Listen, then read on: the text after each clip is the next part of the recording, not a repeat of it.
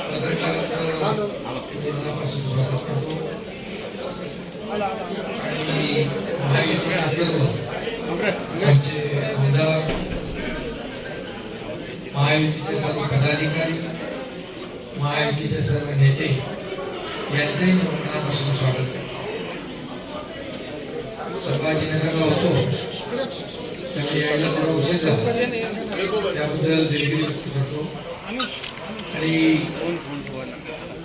पत्रकार मित्रांना मनापासून सगळ्यांना तुम्हाला शुभेच्छा देतो की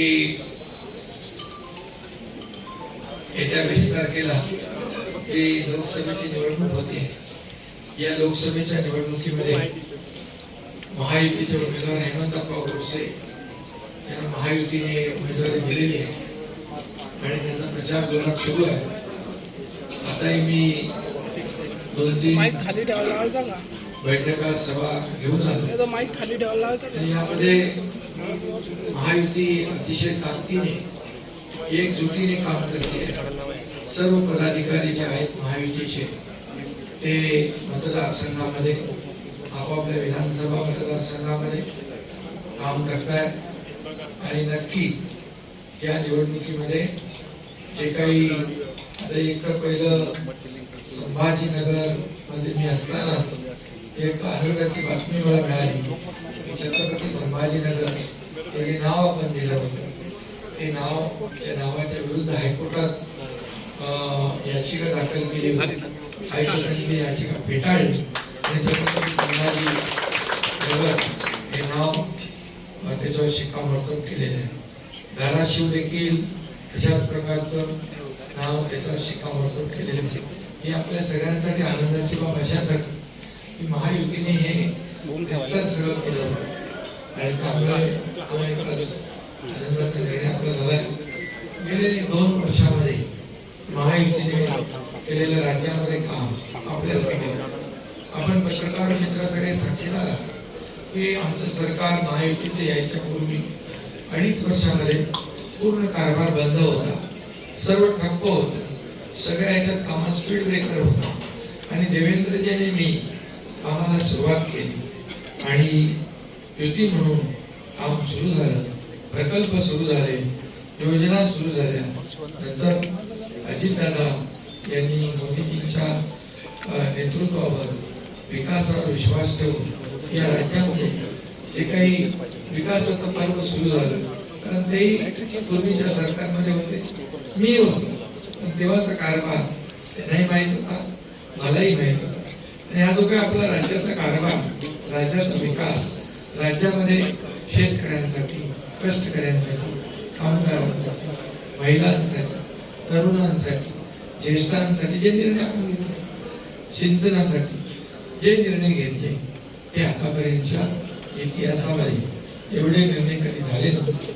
आणि म्हणून अजितदादांनी देखील आपल्या सरकारला पाठिंबा दिला. हे सरकार अधिक मजबूत झालं. पहिलं सरकार स्थापन झालं तेव्हा एका महिन्यात सरकार पडेल, पण दुसऱ्या महिन्यात पडेल, तिसऱ्या महिन्यात पडेल असं रोज नाही. परंतु सरकार अधिक मजबूत होत गेलं. आता 200 आमदारांचं सरकार आहे आणि सरकार अधिक मजबूत होत गेले. त्यांना काही खरा ज्योतिषी काही सापडला नाही. त्यांना म्हणाल एक ज्योतिषी बाई आमच्याकडून घ्या, पण त्यांच्याकडे फक्त आरोप, प्रत्यारोप, शिवाशाप दुसरं काही नाही आणि आपल्याकडे काम आहे. आणि 10 वर्षात मोदी साहेबांनी केलेलं काम, या देशाचा केलेला विकास, या देशाला अगदी महासत्तेकडे नेण्याचा निर्धार आणि या देशाचं नाव जगामध्ये अग्रगण्य म्हणजे लोक आदराने घेऊन आले. देशाचं नाव जगात रोशन झालं. G20 सारखी आपल्याला परिषद मिळाली, त्याचं अध्यक्षपद मिळालं. आणि आज भारत जेव्हा बोलतो तेव्हा देश, जग ऐकतो, अशी परिस्थिती निर्माण झाली मोदीजींच्यामुळे. आणि म्हणून मोदीजींना देखील आपल्याला पुन्हा प्रधानमंत्री करायचं आणि या देशामध्ये 400 पारचा आकडा गाठायचा आणि 45 पार आपल्या राज्यातून आपल्याला खासदार द्यायचे आणि त्याच्यामध्ये हेमंतप्पा गोडसे हा देखील विजयी होईल असा विश्वास मी व्यक्त करतो. कारण तर सर्वजण कामाला लागले, सर्व महायुती मजबूतीने काम करते. विजय अप्पाकरांकर पण आज त्यांचा अख्खा सगळा तो काय कार्यकर्त्यांचा संच लोकप्रतिनिधी त्यांनी प्रवेश केलाय, मोठा प्रवेश झाला. याच्यापूर्वी बबनराव गोलपानी केला, त्याच्यापूर्वी आणखी काही लोकांनी केला आणि त्यामुळे नवीन नवीन सगळे लोक येत आहेत. महायुतीची ताकद वाढती आहे आणि त्यामुळे हेमंत अप्पा गोडसे यांचा विजय पक्का आहे हे मी या खात्रीने आपल्याला सांगू इच्छितो. साधू संत स्वतःहून आले होते हेमंत अप्पा गोडसे यांना आशीर्वाद द्यायला आणि ते म्हणाले आम्ही सर्वजण तुमच्या सोबत आहोत. कारण पालघरमध्ये झालेला साधू हत्याकांड त्यांनी मला बोलून दाखवलं की जी केस जी आहे ज्या पद्धतीने चालवायला पाहिजे होती, दुर्दैवाने सरकारने त्यात लक्ष घातलं नाही, मुख्यमंत्र्यांनी लक्ष नाही घातलं. पण तुम्ही मुख्यमंत्री झाल्यानंतर त्यांना ते काही त्या केसमध्ये जे लक्ष घालायला पाहिजे ते आमचं सरकार घालते. त्यांच्या परिवाराला देखील बघा पैशाने माणसं परत येत नाही, परंतु त्यांचा परिवार उघड्यावर पडू नये हे देखील आम्ही आपल्या सरकारने त्यांच्या पाठीशी उभं राहण्याचं काम केलं. याची आठवण त्यांनी आम्हाला करून दिली आणि म्हणून त्यांनी म्हटलं की हेमंत अप्पा गोडसे नाही तर आपण राज्यातले जेवढे महायुतीचे उमेदवार आहेत त्यांना आमची साधू संतांची वारकऱ्यांची जी काही आघाडी आहे वारकरी संप्रदाय या सगळ्यांचा पाठिंबा त्याचा पाठिंबा त्यांनी जाहीर केला. कुंभमेळ्याच्या बद्दल पण त्यांनी उल्लेख केला. कुंभमेळ्याची देखील बैठक झाली आहे, ती देखील बैठक आणखी देखील त्याची तयारी करायला सांगितली की काही कमी पडणार नाही. आणि त्याचबरोबर शांतिगिरी महाराजांचा देखील विषय निघाला. मी स्वतः त्यांच्याशी बोललेलो आहे तर त्यांनाही सांगितलं शांतिगिरी महाराजांना तुम्ही राजकीय अधिष्ठानापेक्षा एक धार्मिक आणि आध्यात्मिक अधिष्ठान केव्हाही वरचं असतं. त्यांनी राजकीय कार्यकर्त्यांना आशीर्वाद देण्याच्या भूमिकेत असलं पाहिजे आणि ते म्हणाले तुमचा प्रस्ताव आम्ही आमच्या लोकांना समोर मांडतो. हेही लोक म्हणाले की सगळेच जण त्यांच्याशी बोलतील आणि जे काही आपलं सरकारचं धोरण आहे आज आपण मंदिराचं जीर्णोद्धार करतो. आज पंढरपूरचा विकास आराखडा केला, तिथे मोठ्या प्रमाणावर चांगलं देवस्थान, स्वच्छता, सगळ्या सोयीसुविधा, सगळी देवस्थानं जी आहेत, प्राचीन मंदिर आहे त्यांना पण मोठ्या प्रमाणावर विकास निधी देते. त्यामुळे गडकोट किल्ले छत्रपती शिवाजी महाराजांनी बांधले, त्याचा जीर्णोद्धार हेही काम आम्ही हाती घेतलं. त्यामुळे ते खूप खुश होते आणि त्यांनी देखील जाहीर पाठिंबा या ठिकाणी दिलेला. माईक नको सांग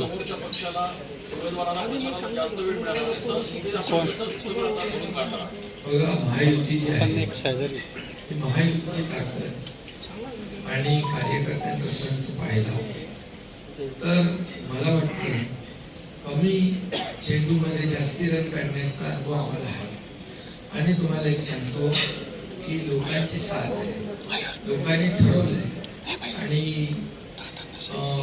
जे काही बदल झाला कधी कधी काही गोष्टी होतात, राजकीय समीकरण असतात, परंतु आता हेमंत अप्पा गोडसे जे आहेत हे लोकांना भेटत होते, ते परिचित आहे, त्यांचे परिचय करून देण्याची आवश्यकता नाही. दोनदा खासदार राहिले त्यामुळे याच्यामध्ये येणार नाही. कारण ऑलरेडी हेमंत अप्पा प्रत्येकाच्या घराघरात मनामध्ये पोहोचले आणि आता महायुतीमध्ये आमच्याकडे बघा शिवसेना आणि शिवसेना, भाजपा, राष्ट्रवादी, मनसे, RPI, रासप, कवाडे गट, आठवले साहेब, प्रहार सगळे लोक आहेत. एवढी ताकद मोठी वाढलेली आहे आणि आमची माहिती कार्यगीत चाललं आपलं काम करायला, आपलं दुकान उघडलं, ऑफिस चालू असं नाही. आमचं माहिती 24 तास काम चालू, निवडणूक असू द्या नसू द्या, त्यामुळे आपल्याला ते काय साहेब तुम्ही आता भाषणाच्या दरम्यान उल्लेख केला नाशिकच्या जागेवर महायुतीचे जे घटक पक्ष आहेत नाशिकच्या जागेवरती दावा केला होता. आता या सगळ्यांचं मनोमिलन मनोमिलन झालेलं आहे. मी सगळ्यांची स्वतः बोललेलो आहे. जोपर्यंत तिकीट आणि उमेदवारी मिळत नाही तोपर्यंत हे सगळं असतं. तिकीट मिळालं, उमेदवारी मिळाली की सगळे जोमाने काम करतात आणि सगळ्यात महत्त्वाचं म्हणजे आम्ही ठरवलेलं आहे की पुन्हा एकदा मोदी सरकार आम्हाला आणायचं आहे. त्यामुळे या देशाचा विकास करायचा असेल तर मोदी साहेबांशिवाय पर्याय नाही हे सगळ्यांना माहिती आहे. आणि त्यामुळे ही सीट जी आहे ही चांगल्या वर्गच मताधिकारी साहेब तुम्ही आता उल्लेख केला सांगितलं त्यांना विनंती आम्ही केलेली आहे आणि मला वाटतं विभाजन होणार नाही आणि हेमंत गोडसे विजयी होतील असा विश्वास देखील व्यक्त करतो. कारण आज जे महाविकास आघाडीचा पक्ष लढतोय, महाविकास आघाडीच्या पक्षाने जे काम केलंय, घरात बसले फेसबुक लाईव्ह केलंय तर सगळ्यांना माहिती आहे. त्यामुळे काम करणाऱ्यांच्या मागे लोक जातील का घरी बसलेल्याच्या लोक मागे जातील. त्यामुळे मतदार शून्य आहे, त्याला डेव्हलपमेंट पाहिजे. आम्ही विकासाच्या अजेंड्यालाच आम्ही प्राधान्य देतो आणि म्हणून विकासाचा अजेंडा घेऊन आम्ही ही निवडणूक लढतो. साहेब तुम्ही आता उल्लेख केला कर्नाटकमध्ये नाथ ऑपरेशन होणार आहे, नेमकं ते काय ऑपरेशन आहे? काय ऑपरेशन आहे? तुम्ही भाषणामध्ये असं सांगितलं की विजय तर माझ्या संपर्कात होते, कदाचित तुमच्या संपर्कात असल्यामुळे सैनिक असल्यापासून माझ्या संपर्कात होते ते. एकत्रच होतो ना आम्ही सगळे. आमच्या संपर्कात ते पहिल्यापासून होते आणि थोडासा मी त्यांना सांगितलं होतं की त्यांचा अनुभव आहे ना यांच्याविषयी मला जास्त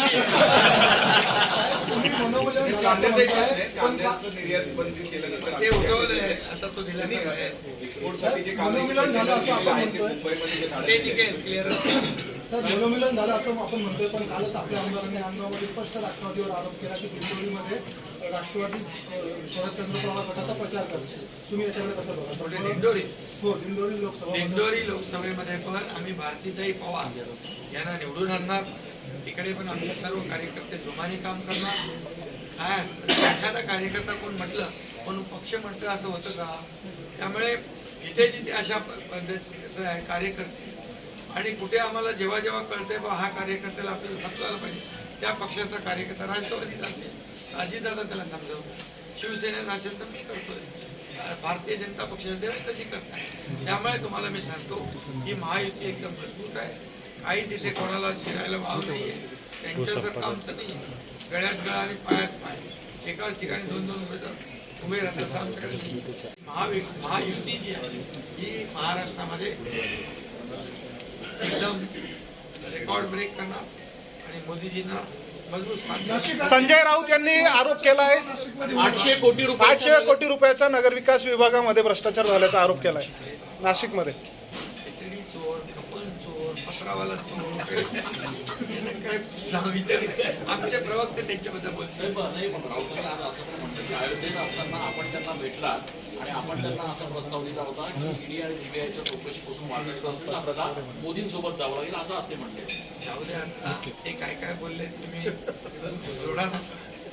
मी बोले महादेव जानकर काही वेळापूर्वी मी लढणार झाला ना. त्यांना कमळ आणि धनुष्यबाणाने मदत केली, घड्याळाने मदत केली. आमचं एक सहकारी आहे ते त्यांचा पक्ष. चला, ओके, धन्यवाद.